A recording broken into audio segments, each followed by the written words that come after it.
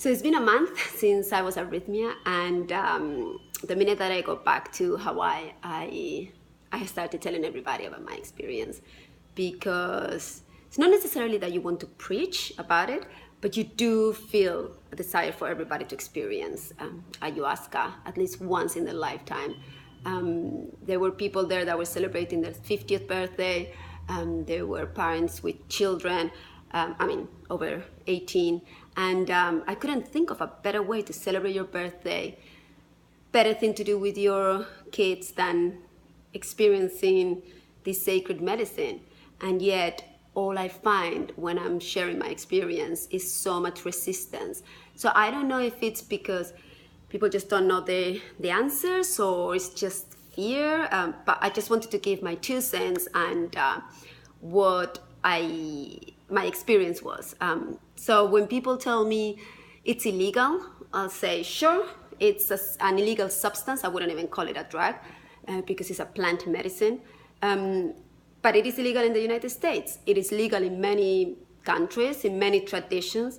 And in Costa Rica, at Rythmia, it's, I believe, the only accredited facility to offer plant medicine, at least in Costa Rica. I'm not even sure if it's for the whole world, but they have an amazing medical team behind them, because that's another question that I get a lot is it dangerous, like for your physical or mental health?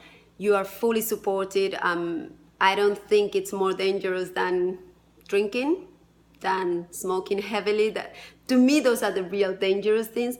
Doing ayahuasca, it's gonna transform your life.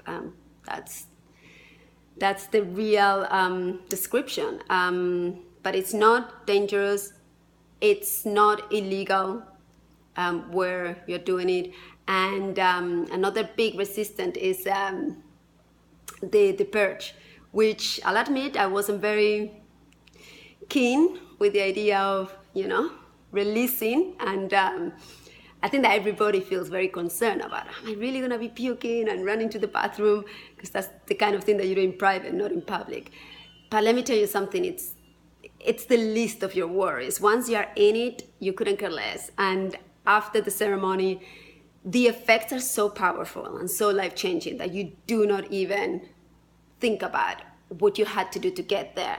It's like asking any mother, were you worried about all the noise and the messiness and the doctors and how painful it is when you were giving birth? And every mother would tell you, no, once you have your baby, nothing else matters.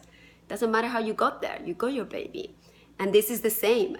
Your body just needs to release that. And that's the beauty of it. There's no other way that you can do that. The plant medicine goes where it needs to go. I got news for you. You don't necessarily. Well, you don't have to purge those ways.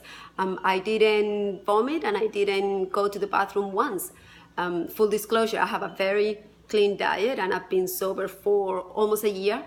I don't even drink coffee, so I guess the level of toxins in my system was minimal. But I did purge in a different way, and it was just what I needed. I released energy by dancing. My first 2 nights, Mother Ayahuasca sent me outside and I was dancing under the stars and I was so happy, and I felt this joy that you can rarely access. And she gave me 2 full nights of that. And then my next 2 nights, we went to the opposite end of the spectrum and I cried. My form of release was crying. I was very upset. I was processing and digested emotions at an accelerated rate. And it felt very overwhelming at the time. But after, it was the cleanse that I needed. And I took such huge weight off my shoulders. And it's the kind of therapy that you cannot achieve through any other means, I believe. And I speak from experience. I've done a lot of yoga, meditation, spiritual work, psychotherapy, coaching, you name it. And you advance, but there is a before and an after in your evolution when you go to do sacred medicine. So that's what I want to say is you should, not that you should, but give it a try if you're curious. I didn't see a single human being that left that place without their miracle, because even if you don't get the miracle that you want and they guarantee, you still get a miracle that is way worth it. So don't book another skiing holiday. Don't book another holiday to the Caribbean. Do this first. Even if you think you can afford it or you don't have the time, you do. And you need to do this before you keep going on in life. Because once you do it, then you can look around and appreciate everything so much more. You see life with different eyes. So I hope I see you there. And thank you. Thank you, Jerry. Amazing work and all the stuff out there. Thanks.